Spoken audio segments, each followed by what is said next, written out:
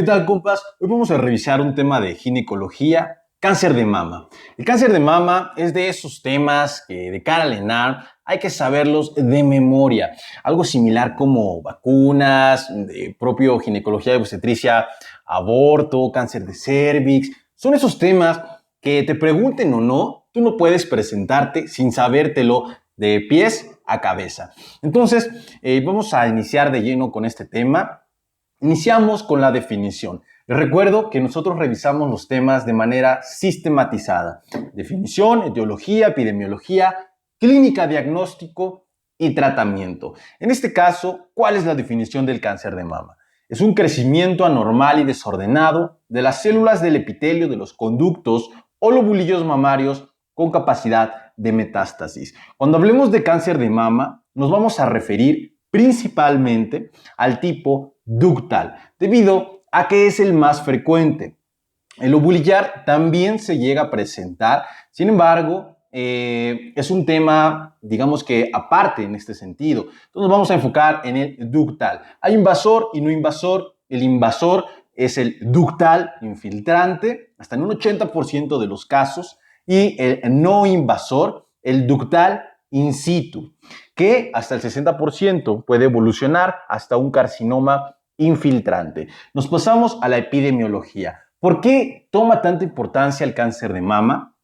Debido a que es la primera neoplasia maligna en la mujer, con un 20 a 25% de todos los cánceres en la mujer. Es la primera causa de mortalidad por tumor maligno en mujeres mayores de 25 años.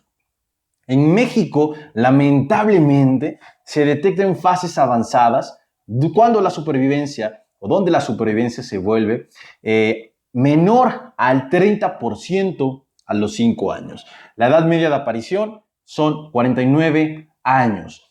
El índice de Van Nuys, solamente quiero que le echen un ojo ahorita. Lo importante del índice de Van Nuys viene en el tratamiento del carcinoma ductal in situ. Vamos a ver por qué, pero la parte importante viene localizada en el cuadrito verde de hasta abajo.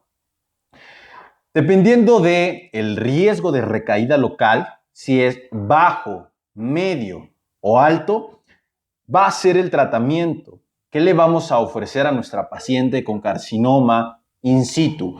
Si es un riesgo bajo, vamos a ofrecer cirugía conservadora. Si es un riesgo medio, cirugía conservadora más radioterapia, y si es un riesgo alto, mastectomía. Todo esto del tratamiento lo vamos a revisar al final, pero se los quise poner de inicio para que no quedara duda de para qué nos sirve el famosísimo Van Nuys. Bueno, nos sirve para esto. Diseminación. Se debe considerar una enfermedad sistémica desde el inicio, donde la principal vía de diseminación es la linfática, siguiendo los niveles de Berg.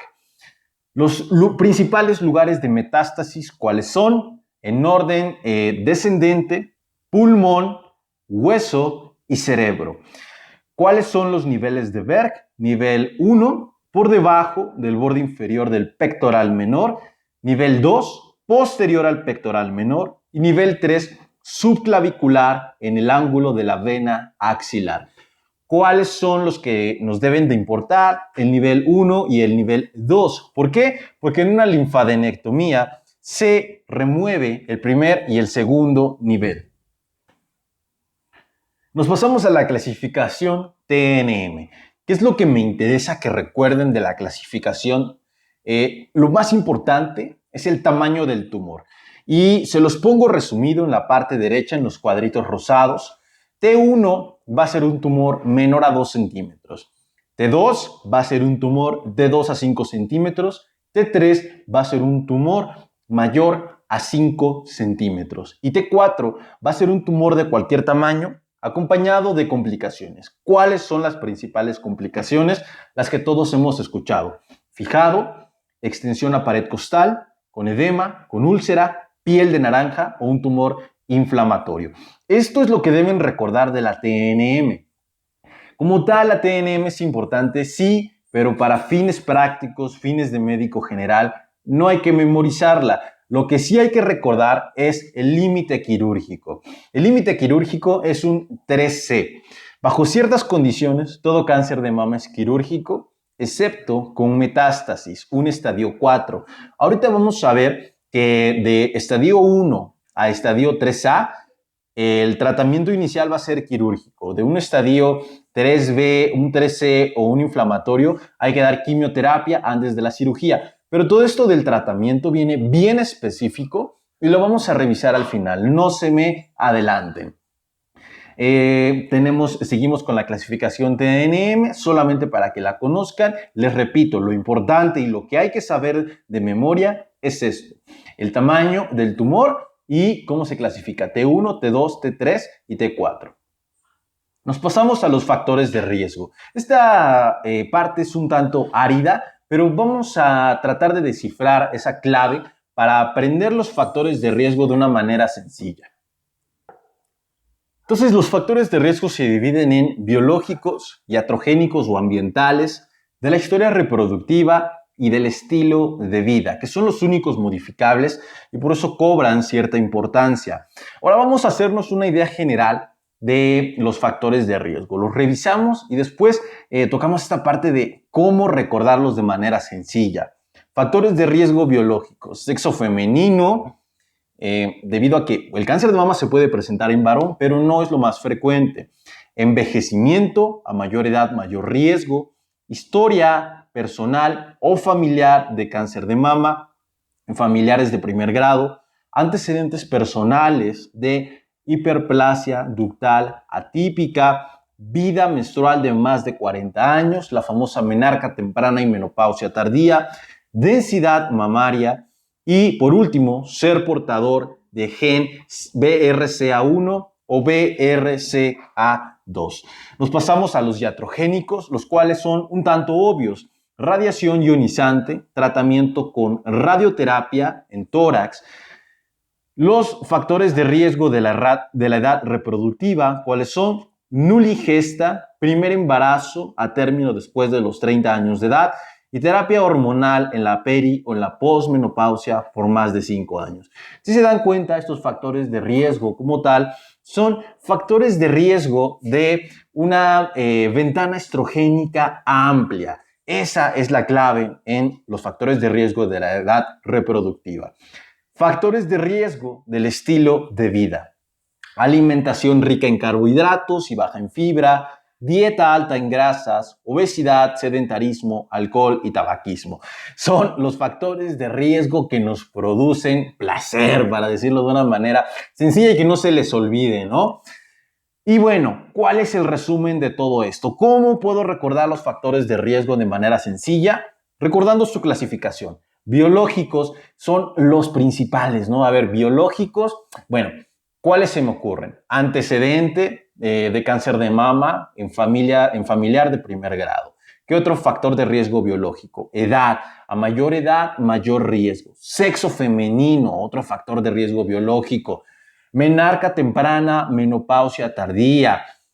Ser portador de BRCA1, BRCA2, son los factores de riesgo principales, y la densidad mamaria, ¿no? Aquí los tenemos, los factores de riesgo que acabamos de mencionar, y nos faltó el antecedente de hiperplasia ductal atípica, que también es importante. Iatrogénicos o ambientales son los más obvios.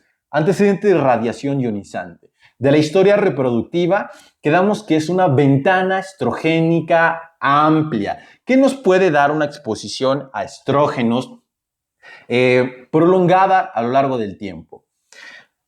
Nos puede dar este tipo de exposición nuligesta, un embarazo después de los 30 años de edad, y por último, terapia estrogénica en la pre o en la posmenopausia. No se nos puede olvidar esa parte y resulta sencillo recordarlo de esa manera. Por último, los factores de riesgo del estilo de vida, que son los únicos modificables, quedamos que son aquellos que nos causan placer.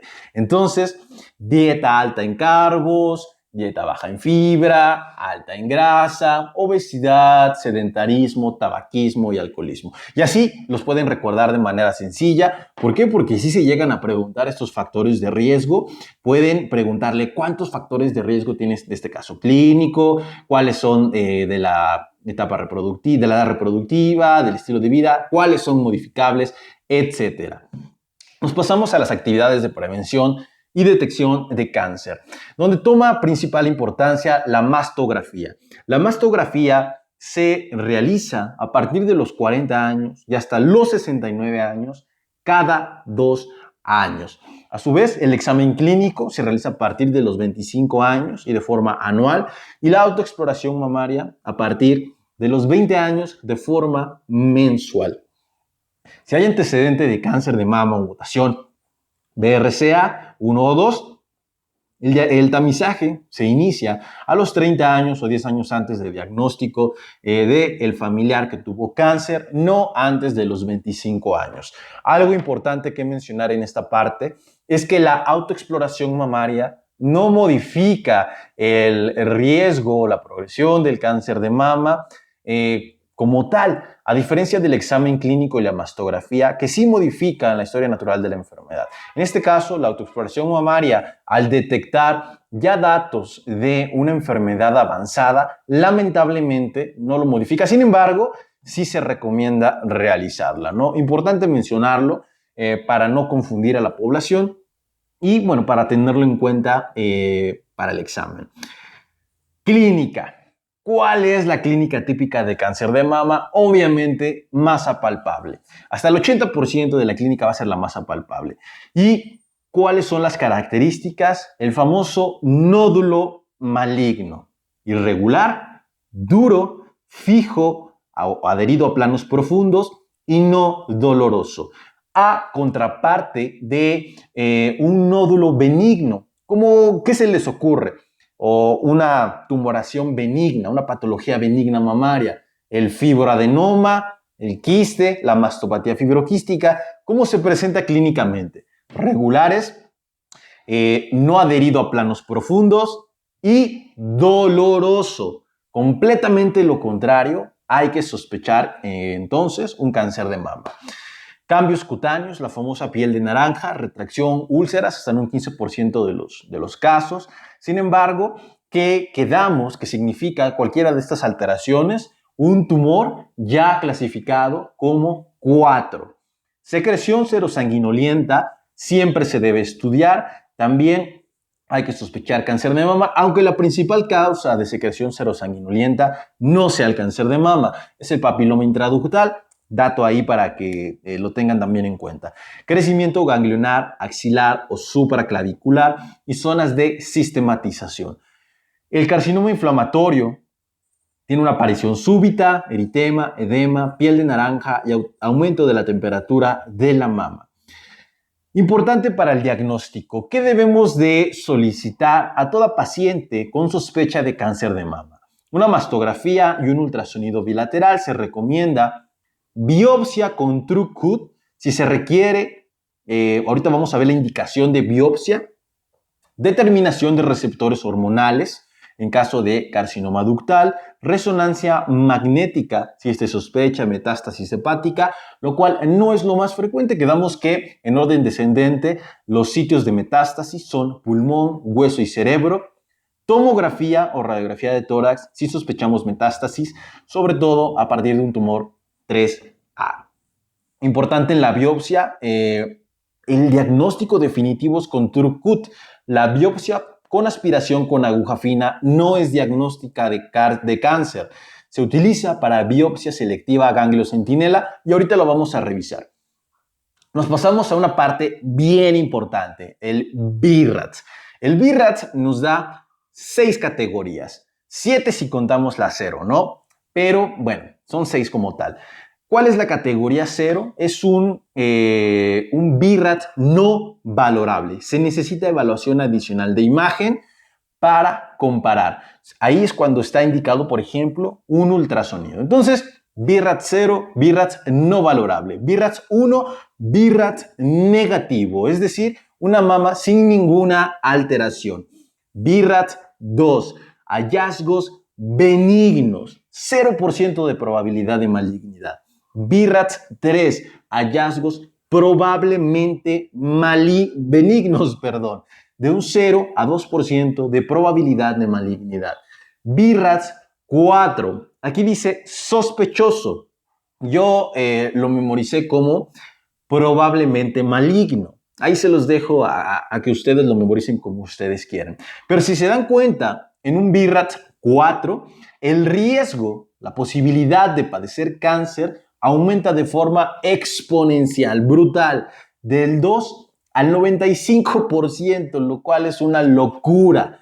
Sin embargo, se dividen A, B y C. A, 2 a 95% de posibilidad de cáncer. B, de un 10 al 50% y C, un 50 a un 95%. Sin embargo, todo BIRAT 4 se debe realizar biopsia, aunque sea un BIRAT 4A. Ahorita vamos a revisar también esa situación. BIRAT 5, altamente sospechoso de malignidad, por encima del 95% de posibilidad de que nos encontremos ante un cáncer de mama. Y por último, la categoría BIRAT 6, en donde ya hay un estudio histopatológico que corrobora el cáncer. Nos pasamos a estudiar un poquito más del BIRAT para que nos quede bien claro. El BIRAT es de memoria, no hay de otra. BIRAT 0 quedamos que es un BIRAT no valorable. Hasta ahí nos quedamos. Hay que solicitar más estudios y comparar mastografías previas. BIRAT 1, estudio negativo. No vamos a encontrar ninguna alteración. En la parte derecha, en los cuadros rosados, con letras rojas, está lo que necesito que memoricen. Un BIRAT 1 es un BIRAT normal. BIRAT 2 es un BIRAT con hallazgos benignos. Lo mismo, del lado derecho, en rojo, ¿cuáles se les ocurre que sean estos hallazgos benignos?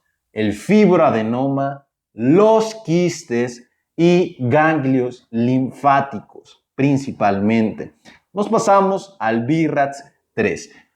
Probablemente benigno. Hallazgos probablemente benignos. ¿Cuáles son? Calcificaciones amorfas agrupadas y nódulo solitario normal. Aquí hay que hacer un paréntesis. No toda calcificación es un hallazgo como tal de alta sospecha de malignidad y no todo nódulo es de alta sospecha de malignidad. Hay que diferenciar uno de otro. Aquí las calcificaciones que sí son sospechosas de malignidad, pero con un riesgo bajo, es decir, menor al 2%, de acuerdo a BIRAT, son amorfas y agrupadas. Ahorita vamos a ver una imagen. Y el nódulo característico del BIRAT 3 es un nódulo de características benignas. Ya lo revisamos. Un nódulo regular, un nódulo que no esté espiculado, que no esté adherido, etc. También ahorita lo checamos. Nos pasamos al BIRAT 4, en donde quedamos que son hallazgos probablemente malignos o sospechosos, como aquí dice. ¿Cuáles son? Lo mismo, calcificaciones y nódulos, pero aquí ya cambia. Los nódulos son irregulares, de densidad similar al parénquima, y las microcalcificaciones son heterogéneas. Ahorita lo revisamos. Nos pasamos al BIRAT 5, alta sospecha de malignidad por encima del 95%. ¿Cuáles son los hallazgos? También calcificaciones y nódulos. ¿Pero cómo son? Las calcificaciones son microcalcificaciones lineales y el nódulo es el característico nódulo maligno en cualquier tipo de cáncer, irregular, espiculado, etc. Y por último, BIRAT 6, cuando se confirma por biopsia. Algo importante que deben recordar del BIRAT es el riesgo, la posibilidad de cáncer, ¿no? Vamos a repasarlo otra vez, que saben que a mí me encanta repasar y repasar para que se nos quede bien claro. BIRAT 1, 0% de posibilidad de malignidad. BIRAT 2, 0% de probabilidad. BIRAT 3, hallazgos probablemente benignos, menos de 2% de malignidad. BIRAT 4 es cuando se vuelve una brutalidad, una locura. 2 a 95% de posibilidad de cáncer, a su vez dividido en A, B y C. BIRAT 5, altamente posibilidad de cáncer, un riesgo de 95%, y BIRAT 6 ya está confirmado. Creo que con esto queda claro el BIRAT y nada más para repasar las calcificaciones. B3, BIRAT 3, BIRAT 4 y BIRAT 5. BIRAT BRAF 3, hallazgos probablemente benignos, BRAF 4, probablemente malignos y BRAF 5, altamente sospechosos de malignidad. ¿Cuáles son los que sean probablemente benignos? Quedamos amorfas o indistintas, es decir, que tienen diferentes tamaños y formas. Pueden mencionarles que en la mastografía se observan calcificaciones de diferentes tamaños y formas, unas rectangulares, unas cuadradas, unas redondeadas. Esos son datos de probable benignidad, un BRAF 3. Pero ¿qué pasa si las calcificaciones son pleomórficas o heterogéneas y son pequeñas, menores a 0.5 milímetros? Ya estamos hablando de probablemente malignos, un BRAF 4. Y el característico, el que siempre escuchamos, el BRAF 5, alta sospecha de malignidad. ¿Cuáles son? Las microcalcificaciones lineales. Para que repasen las 3 tipos de calcificaciones que encontramos en el BRAF. Aquí tenemos ya las imágenes en BRAF. Solamente para tenerlas en cuenta, es lo que ya habíamos mencionado. BRAF 0 es no valorable, BRAF 1 es una mama normal, BRAF 2 hallazgos benignos, donde destacamos el fibroadenoma y el quiste, BRAF 3 probablemente benignos, y aquí ya empezamos a hablar de calcificaciones y de nódulos. Específicamente las calcificaciones amorfas, BRAF 4 probablemente malignos, en donde también calcificaciones y nódulos, ya las revisamos, y BRAF 5, alta sospecha de malignidad, donde están las famosas microcalcificaciones lineales y el nódulo espiculado. Pregunta de Nan. Ahora bien, ya tenemos el BRAF. ¿Para qué nos sirve el BRAF? ¿Qué vamos a hacer dependiendo de la calificación? Si tenemos un BRAF 0, requiere un nuevo estudio de imagen, una nueva mastografía y un ultrasonido seguramente. BRAF 4 es el límite para biopsia. Todo BRAF 4 y BRAF 5 requiere envío a segundo nivel para confirmación histopatológica con biopsia con TrueCut, no con BAF. Y BRAF 3, que son hallazgos probablemente benignos, requiere una mastografía cada 6 meses durante 2 años y solamente realizamos biopsia ante sospecha clínica elevada. Esto es lo que siempre se pregunta y hay que tener bien grabado en la memoria la indicación de biopsia a través de BRAF.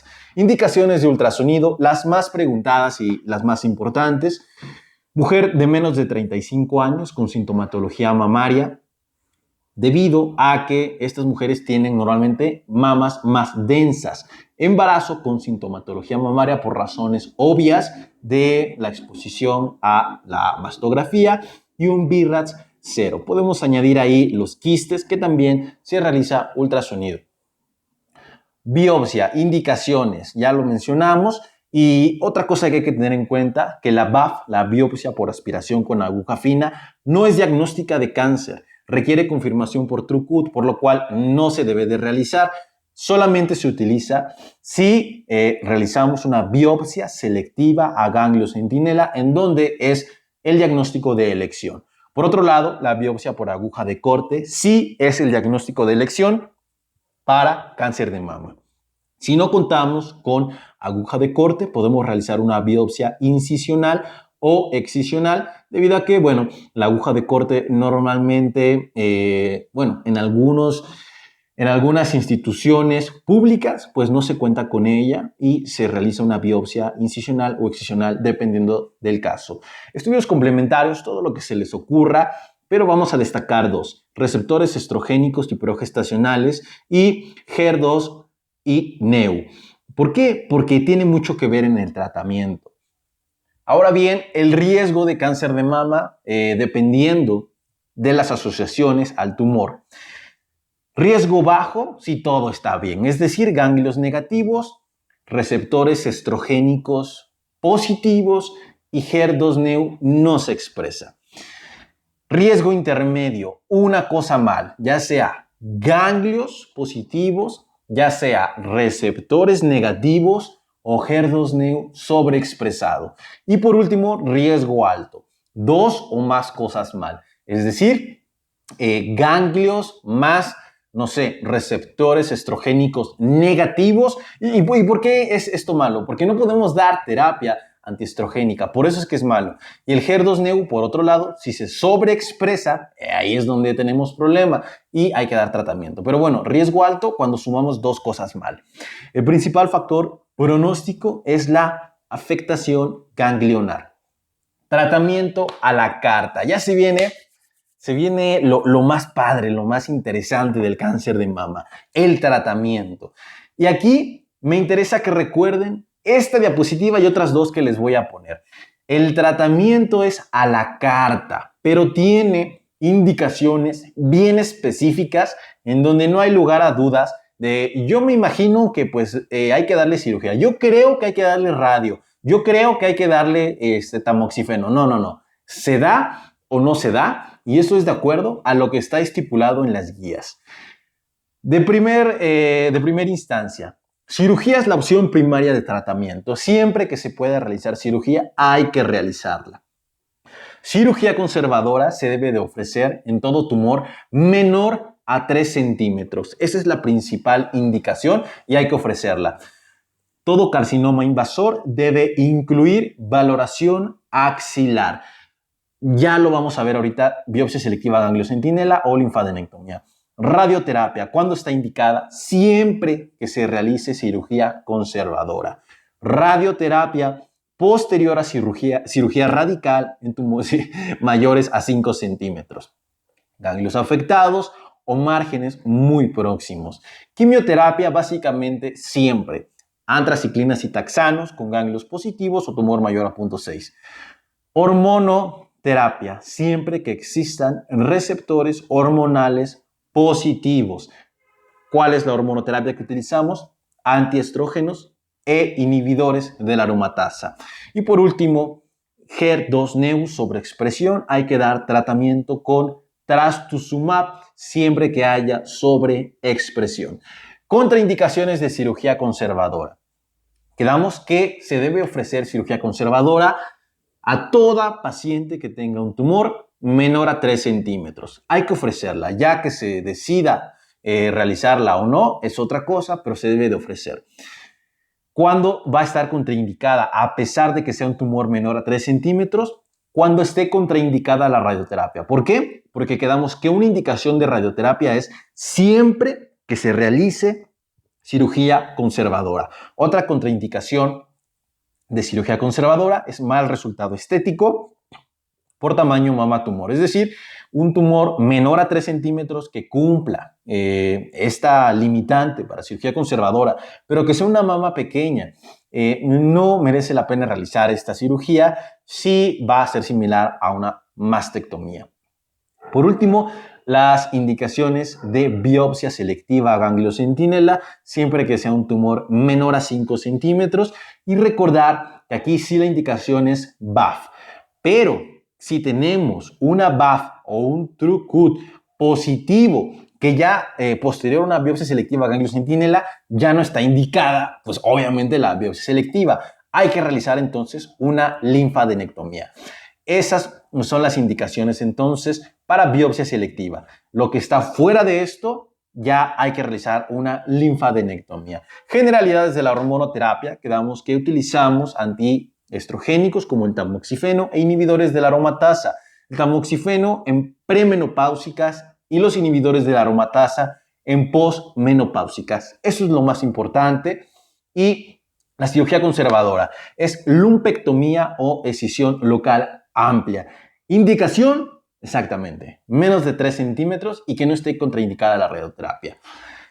Carcinoma in situ ductal. ¿Recuerdan que les dije que aquí utilizábamos el índice de Van Nuys? Bueno, tenemos 3 posibles Van Nuys. Van Nuys menor a 6, Van Nuys de 7 a 9 y Van Nuys de 10 a 12.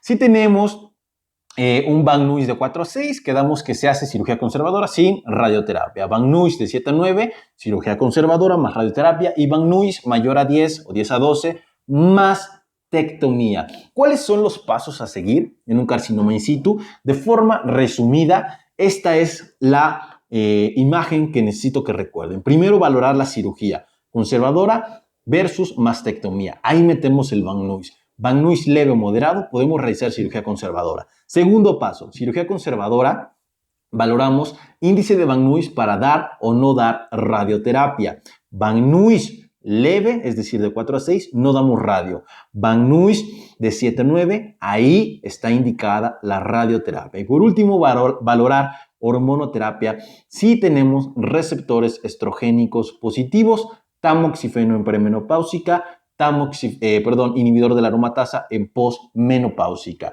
Aquí tenemos el algoritmo que es solamente para que chequen que concuerda con esta diapositiva en donde se los resumo de manera importante en pasos. Porque si nosotros vemos esto, nos vamos a hacer bolas. Necesitamos sistematizarlo. Primero cirugía, ok, ya valor conservadora versus radical, índice de Van Nuys. Segundo paso, radioterapia. ¿Le doy o no le doy? A ver, Van Nuys leve, Van Nuys moderado o le hice mastectomía. Tercer paso, hormonoterapia. ¿Tiene receptores o no tiene receptores? Ah, sí tiene, vamos a darle. Ya, ese es el resumen. Y aquí es nada más para corroborarlo, ¿bien? No realizar disección ganglionar sistémica, valorar biopsia selectiva ganglio centinela, cuando, siempre que sea un tumor, aquí me faltó esta parte, mayor a 2 centímetros y menor a 5. Ya mayor a 5 hay que realizar una linfadenectomía. Y bueno, si tenemos un carcinoma in situ lobulillar, hay que realizar biopsia y seguimiento, solo tratar si tiene datos, más bien focos de carcinoma ductal. Nos pasamos a esta parte en donde la reconstrucción mamaria no asocia mayor riesgo de recurrencia, es decir, se puede realizar la reconstrucción mamaria en el mismo tiempo quirúrgico que se realice la cirugía conservadora, o se puede realizar de forma espaciada, pero no pasa nada, no hay mayor riesgo de recurrencia. Viene la parte, el grueso del tratamiento. Estadio 1 a estadio 3A, lo más preguntado. Vamos a resumirlo en pasos, sistematizado. Ya resolvimos esta parte en donde hablamos del tratamiento en general. Ya hablamos del carcinoma in situ, ya lo tenemos en pasos.